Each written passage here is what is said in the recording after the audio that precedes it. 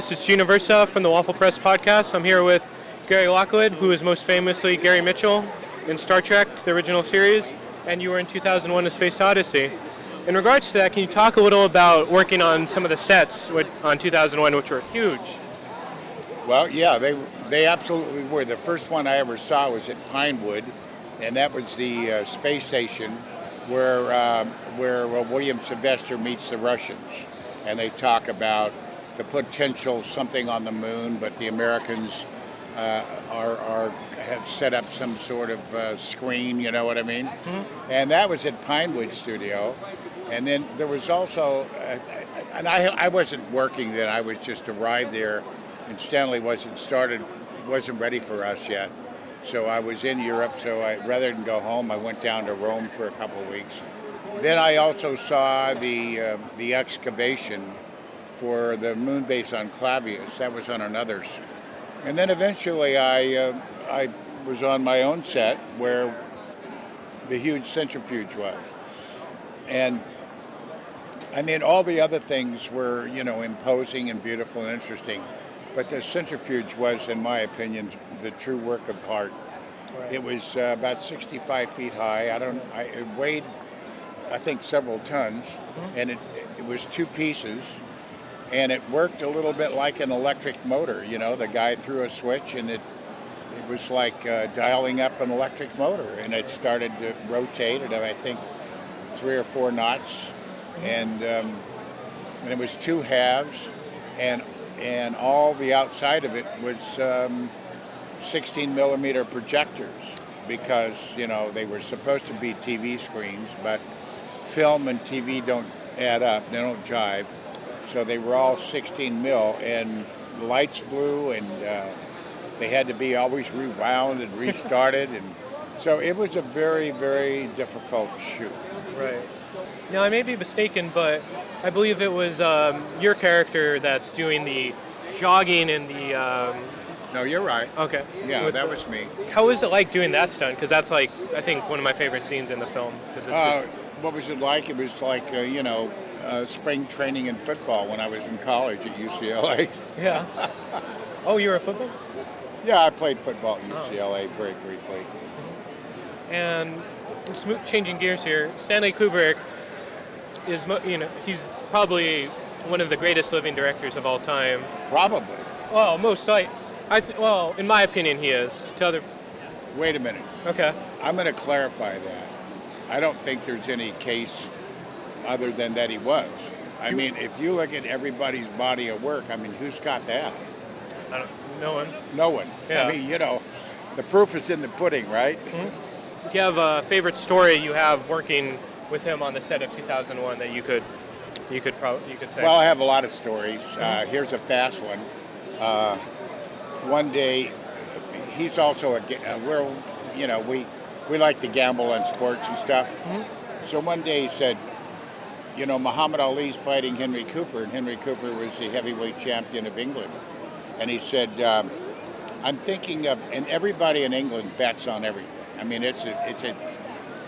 mean, house nannies have bookies, you know what I'm saying? Right. And he said, I'm going to bet on Henry Cooper. And I said, you are? I said, how much are you going to bet? He said, I'm thinking of putting $500 down. It's 8-1 odds. And I said, I'll book it. And he said, you'll book it? He said, why would you book it? I said, I'd like to have the $500. And he said, it's 8-1. If something happens, you'll lose $4,000. And I said, no, I won't. And so he said, you don't think it's a prize fight? Anything can happen. I said, no, it won't. And I remember just saying, Muhammad Ali is the greatest fighter I've ever seen.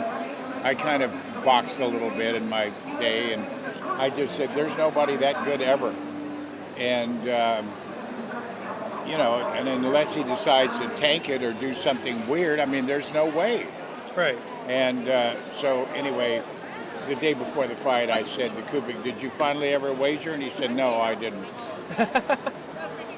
And just changing gears here to Star Trek, I was wondering if, can you talk a little about Gary Mitchell? He's, he's a very tragic very tragic character, and Kirk most famously lost his brother, most of his family, and Gary, he's almost like a brother to him. Can you talk a little bit about playing the character, if you had any backstory or kind of how you played him to? No, I mean, to me, acting is just a real simple process. You know, my attitude toward it is this: first, you try to figure out how the guy sounds or whatever you're playing. Second, you can only do certain things. Some of it you can do with your hair, but you're limited to what you can do unless you get into facial apparatus. Right. Or facial, what do they call it? Facial something pieces or something to change your nose and everything. So, but I can tell you something kind of funny. Okay. So after Roddenberry wanted me to do this, and I didn't want to do it, and then he asked me if I'd do it, and he said that if I did it, he could get his show on TV. That's what he said to me. And so in those days, I was kind of famous, and the network said, well, get Gary Lockwood and write something for him and blah, blah, blah. So he writes this character where I become God, godlike. And I had a good relationship with Roddenberry. We bantered all the time, teasing each other and lying to each other. And he said, so did you read it? And I said, yeah. I said, now what happens? I become sort of God or something? And he said, yeah, and we all know that's who you think you are. Very cool. Yeah. And one last question. 2001 and Star Trek, they inspired a lot of people to become astronauts or be involved in the space program. How does that feel to be a part of that? Well, it doesn't change my life. I mean, I get up just like anybody else and make a cup of coffee. Right. And watch football on Sunday, and I don't drink anymore, so I'm never in jail on Friday night. Yeah. And I still drive fast. And I no longer play a lot of poker because I'm retired and I don't indulge myself in cards anymore. But I do a lot of Japanese woodworking. I'm into that. Okay.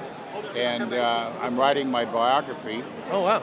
And that's coming out sometime, hopefully next year. Okay. And it'll be called Gary Lockwood Beyond the Pod Bay Doors. Oh, it's a very cool title. I think so, yeah. I'm glad you like it. I do. Open the Pod Bay doors, Hal. Yeah, yeah. But in this case, it's Beyond the Pod Bay Doors, yeah. So cool. Thank you so much for joining us today. I really appreciate it. All right, man. Thanks. Yeah, you turn me on.